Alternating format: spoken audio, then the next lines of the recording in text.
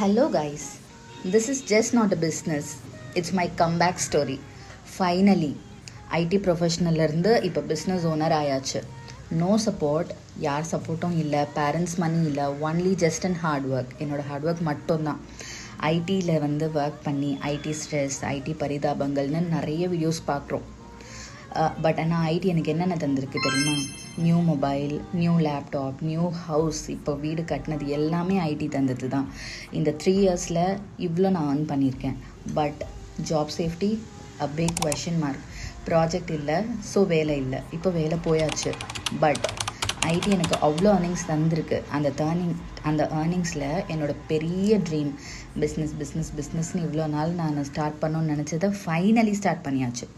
இப்போது I am a business owner.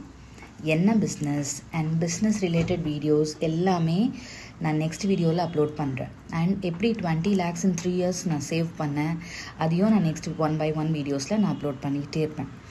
எல்லாரும் சொல்கிறாங்க இன்ஸ்டாகிராமில் போஸ்ட் பண்ணுங்கள், start posting on Instagram, it will create an history அப்படிலாம் சொல்கிறாங்க.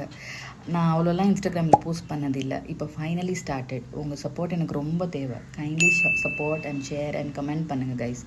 Thank you all. பாய்.